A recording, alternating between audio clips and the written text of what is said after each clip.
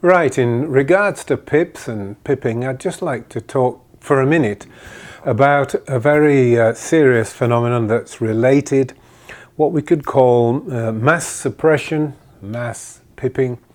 Let's face it, the world is full of all kinds of groups and peoples who think they have the answers and they want to force it on other people, and this can be very unpleasant indeed. We had in the Second World War the spectacle of the Nazis trying to take over the world, this very dark, sadistic, sinister empire that had its own agenda, that was bent on destroying different sections of community. It wanted to wipe people out, exterminate them en masse, just slaughter them in hundreds and thousands and eventually tens of thousands, just because they were the unapproved of types.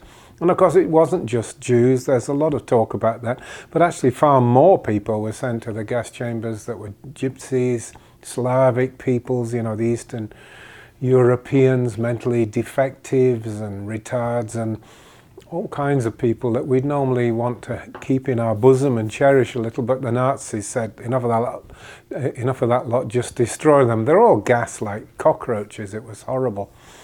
And who knows where that could have ended up, Winston Churchill, in a famous speech, talked about 1,000 years of darkness if this empire of evil wasn't stopped. Now, the Americans have a very sort of sanguine view of this. Well, we actually came to the rescue and so on. It wouldn't have been like that, The Americans are a bit naive about this. There were many tens of millions of Germans, people of German extract living in the USA that did not want America to join the war against Nazism. It didn't want them to join with Britain in opposing the Nazi forces. They were probably quite happy with the idea that Germany and German Nazism would come to the USA, I'm fairly sure.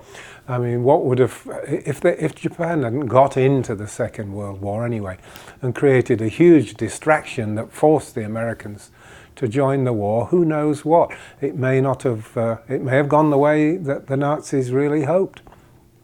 So we've got something to learn here. I call it mass suppression, or mass pipping, I suppose.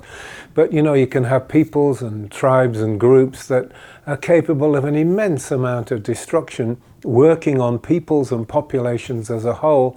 These same principles I've been outlining still apply. People are not going to be subjugated if they're not willing to be subjugated. If they give in and surrender and say, okay, we'll accept you as the leader and we'll accept this system as the way of doing things, then that's what happens. But it's not true that all peoples need to do that. I mean, in the Second World War, for example, just look at the shining example of the French resistance. They were incredibly brave and hard-pressed. There were very few of them trying to create as much effect as possible, with sabotage and assassinations and things. The French resistance were definitely not going to be pipped, and I admire them for it. They just did not want these German Nazis to move into their country and take it over.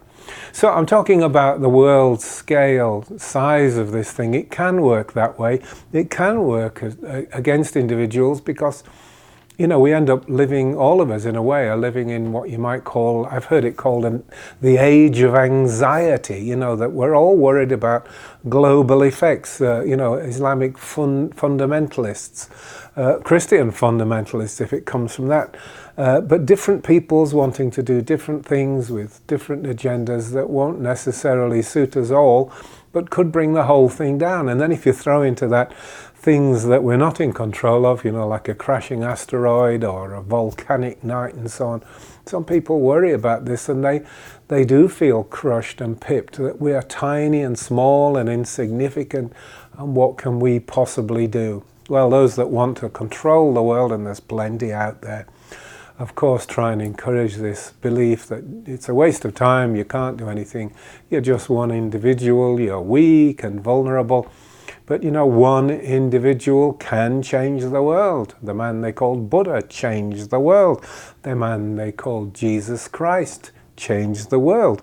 So, and a woman, for example, Harriet Beecher Stowe, she wrote Uncle Tom's Cabin.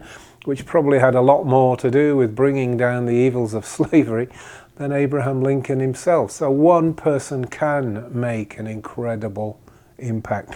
But of course it grows rapidly when it becomes a group. So this is a sort of slight contrast to the individual pipping I was talking about, you know, like husband pips wife, or wife pips husband, or pipping the kids. Or there's some sort of grandmother matriarch in the family who you've got to tiptoe around. She's a nasty, cantankerous bitch. And if she doesn't like you, she'll cut you out of the will. You'll get no money. So you have to give in to her every whim and wish and yes, ma'am, and no, ma'am. And make yourself into something tiny and small and crushed because you feel you've no choice. Or she's making it clear that she'll do you great hurt if you don't fall in line behind her.